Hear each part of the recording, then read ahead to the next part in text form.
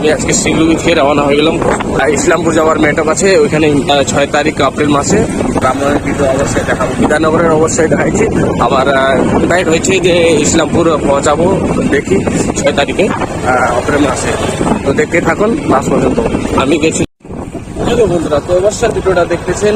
আমি আপনাদেরকে কালকে ভিডিওটা দেখাচ্ছি, শিলিগুড়ি গেছি, শিলিগুড়ি থেকে যাচ্ছি এখন। তো অবশ্যই কালকে বলছি ভিডিওটাতে আমি শিলিগুড়ি যাই বিসর্জন দেখাবো। তো অবশ্যই বিসর্জন দেখা হয়ে গেছে। তো অবশ্যই আমি এখন ঘোষপুকুর যাচ্ছি। ঘোষপুকুর কিছুদিন ঘোষপুকুর যাওয়ার পরে আপনাদেরকে অবশ্যই আমি ঘোষটা দেখাবো, ঘোষপুকুরে কী করি, কিসের জন্য থাকি। তো অবশ্যই শুনতে থাকবেন।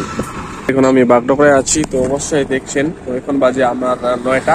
তো আমি কালকে শিলিগুড়ি থেকে ঘোষপুকুর থেকে শিলিগুড়ি আসছি, আপনাদেরকে ব্লগ দেখাতে অবশ্যই। তো দেখতে পাচ্ছেন আমি বাগডোগরা থেকে এখন রওনা হয়ে গেছি শিলিগুড়ি থেকে। তো দেখতে পাচ্ছেন, তো আমি যাব বাগডোগরা থেকে ঘোষপুকুর যাওয়ার পরে আপনাদেরকে অবশ্যই দেখাবো। তো লাইক করবেন, শেয়ার করুন ভিডিওটা।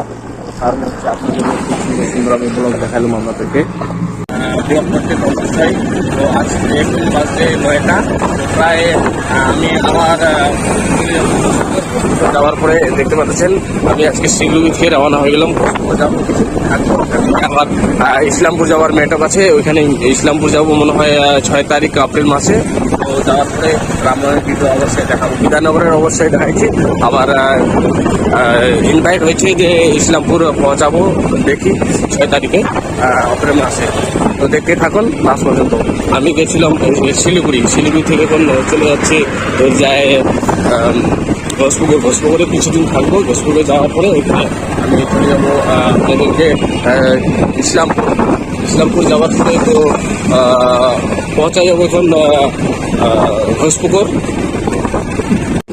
আমি এখন চলে পৌঁছা যাচ্ছি ঘোষপুকুর। দেখতে পাচ্ছেন এই যে ঘোষপুকুর মোড় কিছু রাস্তার সামনে আছে। তো দেখতে পাচ্ছেন আমি ঘোষপুকুর পৌঁছাবো।